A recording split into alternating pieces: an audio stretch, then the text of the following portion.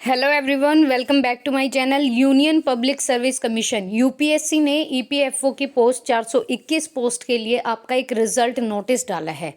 ठीक है, और ये जो नोटिस है ये हम पूरा पढ़ेंगे। इसमें शॉर्ट लिस्टेड किया गया है कैंडिडेट्स को फॉर द इंटरव्यू। अब यहाँ पे देखिए, इसमें बताया क्या गया है, आप ये देखिए। यहाँ पे आप जैसे ही आएंगे व्यू ऑल में आपको ये चीज़ यहाँ पे देखने को मिलेगी, ये देख सकते हैं आप। और यहाँ से आप अपना रिज़ल्ट नोटिस निकाल सकते हैं।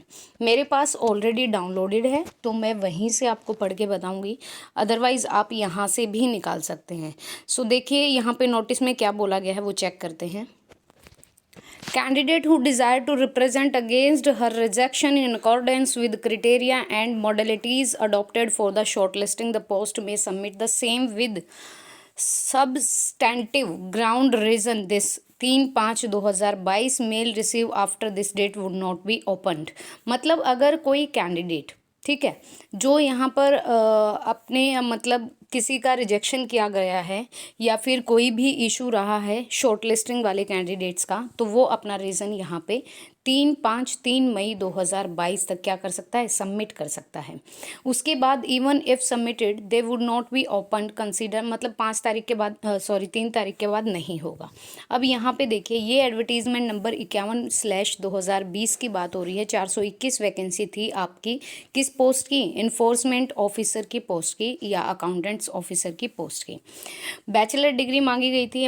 ये मॉडलिटीज़ अडॉप्टेड का एक रूल दे रखा है कि भाई मॉडलिटीज़ अडॉप्टेड कैसे की जाएगी। For the scrutiny of the detail of essential qualification for calling the candidate for interview for the instant recruitment case in the consonance with the recruitment rules for the essential qualification। आपको ये सारा criteria अगर आप यहाँ पे qualify करते हो तो अडॉप्ट किया जाएगा। ये कैंडिडेट के रोल नंबर हैं जो कि कैंडिडेट यहाँ पर शॉर्ट लिस्टेड किए गए थे। ठीक है, short listed for the interview. यहाँ पर ये जो कैंडिडेट हैं ये इंटरव्यू के लिए शॉर्ट लिस्टेड हुए हैं। उसके बाद यहाँ पे देखिए भाई, ये detailed application form not finally submitted. In roll number वालों का फाइनली सबमिशन नहीं हुआ है इनके एप्लीकेशन फॉर्म का, क्योंकि उसमें डिटेल्ड फुली फिल नहीं है।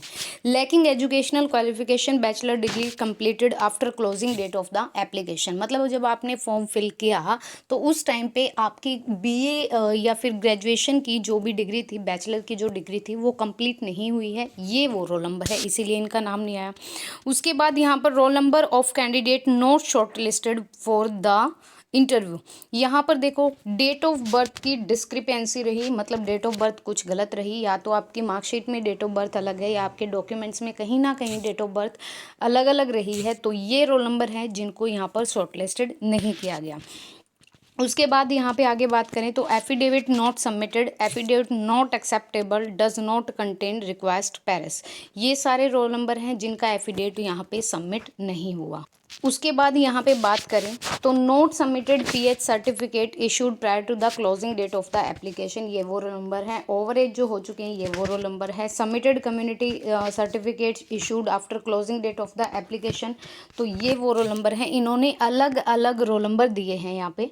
उसके बाद नीचे यहाँ पे बात करें तो भाई यहाँ पे देखिए, the following candidate have failed to submit the required document certificate issued prior to the closing date of the application in order to verify their claim for the reservation for the category community, hence they will have consider as general category candidate. या तो आप अगर claim करते हो reservation का, या तो आप एक प्रूफ दीजिए उनको, एक सर्टिफिकेट दीजिए अपनी रिजर्वेशन का।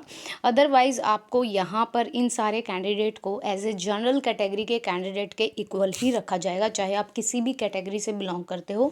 जब तक आप रिजर्वेशन क्लेम के लिए अपना सर्टिफिकेट नहीं जमा कराओगे तो आपको इसी कैटेगरी में रखा जाएगा। नेक्स्ट यहाँ पे बात करें तो the following candidate have failed to submit the request document certificate issued prior to closing date of the application in order to verify their claim for the reservation. ये पीएच कैटेगरी का candidate है भाई, ये भी अपना application या फिर ये रिजर्वेशन क्लेम का जो सर्टिफिकेट है वो जमा करवाने में असफल रहा। तो some of the candidate can be reject under more one category, they have been rejected under the most appropriate category. अगर आपने मतलब क्या बोला है कि कुछ कैंडिडेट रिजेक्ट उसके लिए भी हो सकते हैं कि अगर आप under more than one category में हो, they have been rejected under the most appropriate category.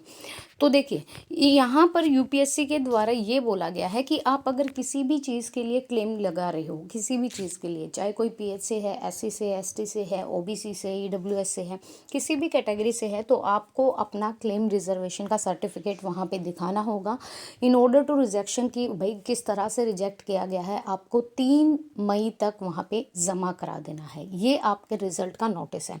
तो गाइज़ अगर आप इन्हीं सभी कैंडिडेट्स में से एक हो तो आप अपना काम पूरा कीजिए जो यूपीएससी ने आपको एक अपॉर्चुनिटी दी है। So this video is regarding about the result notice of the EFO enforcement जो ऑफिसर हैं उनके लिए ये रिजल्ट नोटिस है यूपीएससी की तरफ से। आई होप सो कि आपको वीडियो पसंद आए तो please like and share and please subscribe the channel also. Thank you so much, thank you for watching.